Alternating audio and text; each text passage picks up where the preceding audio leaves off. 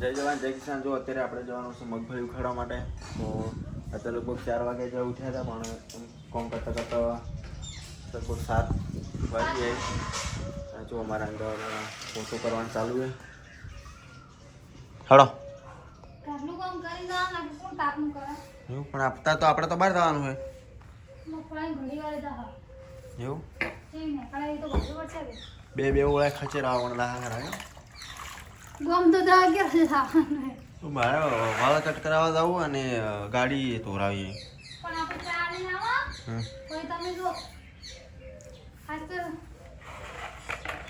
એમ કે વરસાદ આવ્યા કે એટલે છોટા ઉડ્યા કે ગાડીને ગારો ઉડ્યો એટલે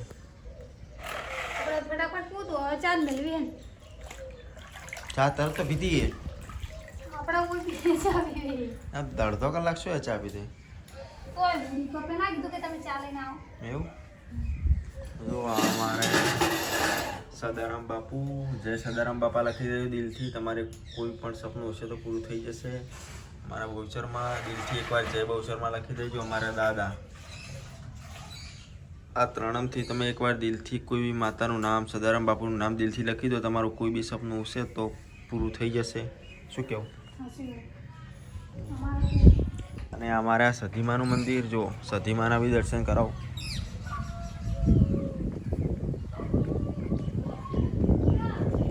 જો જો આપણે આ ગાડી લઈને હવે એ મારો વિડીયો બનાવી મુયાનો મારો બે બ્લોગર ભેગા છે એટલે મજા ના આવે ને. આ બે બ્લોગર હોય ને તો મજા ના આવે. એક હોય ને તો સારો વિડીયો બનાવે. તો ફાઇનલ આપણે જવાનું ખેતરમાં. અને પપ્પાએ એમ કીધું તમે ચા લઈને આવજો એટલે આપણે ચા લીધી રહી. ટીમ અમારી આવી નહીં આવી પણ પપ્પા ને ભરતભાઈ ને વિમલભાઈ તો છે જ. એ અંદર ચા પાવશે જ આપણે. અને જો આ તો એક્ટિવા ચાર્જિંગ નહીં અને એક પપ્પા લઈને જતા રહ્યા એટલે ગાડી લઈ લીધી છે.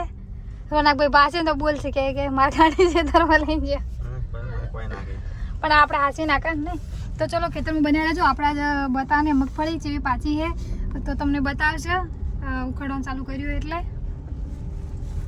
અને આ અમારા ખેતર છે ઉધડ જમીનમાં જે મગફળી વાલી રહી ને એમાં જો આ આપણે બીજું ખેતર તૈયાર કર્યું મસ્ત. એમાં ટૂંક સમયમાં આપણે નર્સરી બનાવવાની છે તો એ પણ તમને બતાવશે. ચલો તો હવે ખેતરમાં પણ મારા વિડીયો ઉતારો તમે બોલો હું મારે આ કેમેરામાં રેકોર્ડ કરું. તો ફાઇનલી જો આપણે ખેતરમાં આવી ગયા. આમ લપક ના ચાપો. અને જો મોસમ કાઢવાની શરૂઆત કરનો છે.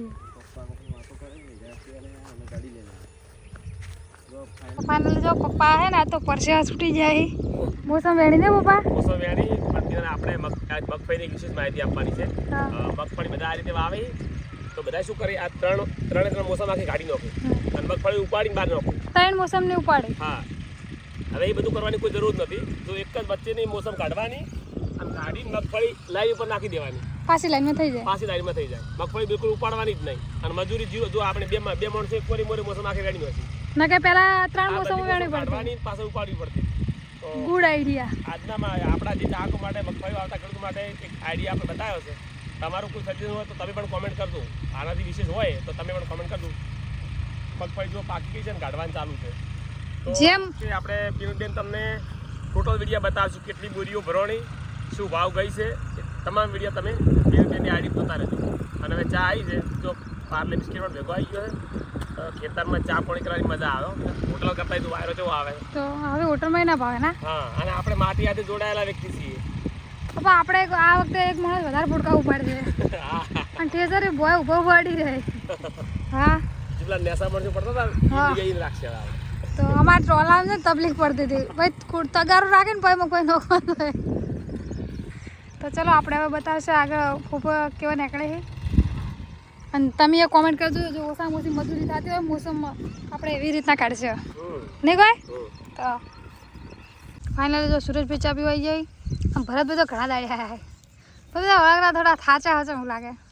કોમ કરી શું કહી જાય બળતરા હરદાન એમ કીધું કોમ ની બળતરા વિમલભાઈ આ જો વિમલભાઈ તો ચા પીતા જ નહીં એટલે પાણી પીવી કપ તો ઘણા લાવે ને કીધું. મગફળી પાચી જઈએ મસ્ત. આ બે લડો છે જો ચમ લડો લા. આ ફોન આરો મને નહીં આવતો પાડે આ ફોન મારો એને શું ઉણપ લાગતી છે સનીભાઈ? એ હુકાતું જાય છે. મારું બદનામ થાય કે આ મોસ કનવાજીનું મોસ આને શું ખાવા નહીં મળતું હોય કે મારું હુકાતું છે.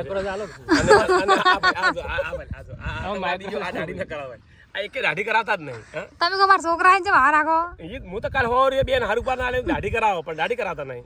બફોને જો કોકડી કીધું આડા ઉતરશો પણ તો મારા જો પપ્પા આપણે ગઈ સાલ મગફળી પલળી જીધી અને ભાવ નતા મળ્યા તો ભગવાને આ વખતે જો મગફળી જેવી પાછી છે. આપણા ગંઢિયા એવું કહેતા કે ખોયું હોય ને ગોતવાનું. ખરેખર જો આપણે જ્યાં વખતે મગફળી વાવી હતી મગફળી પલળીજી અઠવાડિયું હેરાન થયા અને તોય આપણે 700 રૂપિયા મગફળી ગઈ હતી. છતાંય આપણે આ વખતે હિંમત રાખી અને મગફળી વાવી તો જો આ વખતે ભગવાન એનો બદલો આલ્યો. ઉત્પાદન પણ સારું છે, હજુ વરસાદ પણ નથી આવ્યો અને ભાવ 1700 રૂપિયા છે. ગયા વખત કરતાં 1000 ભાવ વધારે છે. ખરેખર મગફળી વાવવી જરૂરી છે અને જેના ભાવ ના આવે એને બીજા વારે ફરજિયાત વાવવાનું. આ વખતે બટાકા વાવ જોજે, આવતા વર્ષે કેટલા લોકો બટાકા નહીં વાવે અને આવતો ભાવ છે અને આવતા ભાવ પણ હશે. તો તમે પણ એ બધું ભૂલી અને ખેડૂતને નફા નુકસાન રહેવાનું પણ હિંમત રાખીને વાવેતર કરીને મહેનત કરે જોર રાખજો 100% સફળતા મળતી હોય છે. જો આ મગફળી અમારા પિનલ સીડની 37 નંબરની છે. ચોમાસે પણ વવરાય નહીં રહી, ચોમાસે પણ વવરાય અને ઉનાળે તો વાઈ એમને બધાને કોમ થઈ જશે. ઘણી ને બેઠી હા જો 2 જ ડોકા છે ને 3. હા 3 છે. આમાં થોડી નાખી છે. આ હજી પેકું પેક છે બા. હા એ પેક છોડમાં કોઈ નહીં પણ પોપો પાડો કોની જેમ છે જો આ શરીર કોઈ દેખાય છે કોમ મજબૂત છે ને એમ. ફોર્મ પણ પપ્પા ડ્રાઈવર ને એના તો કોઈ ના આવે. ના આવે આવે કોઈ ના તો ભાઈ ફાઇનલી જો મોસમ વેણવાની શરૂઆત કરનો કોને એક જ ભાગ વેણવાની છે. સુરેશભાઈ વેણાતા નહીં. વેણા ઓલા ભાગમાં માર કાઢવાના છે પોરા. ના ના બધા ભેગા થઈ વેણા હડો મોડું થાય તો પોપો ખાવા આવ્યો. હા ખાવા વેણાવા હે પોપો પહેલી વાર ભલે છો.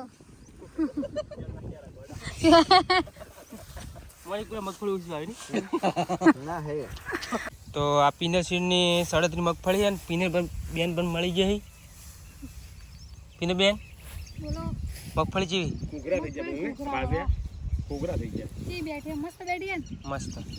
તમારે ચોમાસું આવ્યું હોય ને તો 2 કટ્ટા અમારી મગફળી વઈને ટ્રાય કરજો. આવજો અચ્છા થડમાં કોઈ છે બાજુ થડમાં કોઈ છે ને એક જ કરજો ખાલી. મગફળી મસ્ત છે. જેને મગફળી વાવી હોય ને એ વાવજો આ વખતે સારી જમણ મારી રેડી હળ. ફાઇનલી જો આ ભાગને ખાલી પોળે કાઢવાના એટલો ખાલી ટુકડો કાઢવાના તમારે. ભાગની મોસમ વેણી રહી પેલા ભાગનો ટુકડો વેણી અને આપણે તો આ હગે લાડવા ખાવા તો તાર આવું અમારે તો ક્યાં આવે પણ મગફળી ઝાડ તો હેડો હું લાડવા લઈને આવ્યો. લાડો એ 2-4 હો હો. આવા ખા ઘણા દડા ખાધા નહીં. તો આજ તો લઈને આવું. ફાઇનલી પાછું હમ. નાટક કરો રુદ્રને લેવા પડશે એને કોમમાંથી છે એટલે લાડવા લાડો લઈને આવજો.